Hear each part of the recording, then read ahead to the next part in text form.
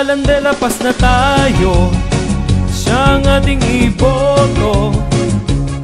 Alan de la Paz tayo para sa pag-asenso, idolo ng masa at aksyon man ng bayan.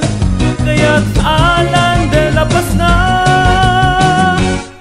Sa De La Paz, para sa kabataan. Sa De La Paz, para sa kabuhayan. Sa De La Paz, para sa kaunlaran. Sigurado tayo dyan. Sa De La Paz, para sa pagbabago. Sa De La Paz, para sa pag-asenso.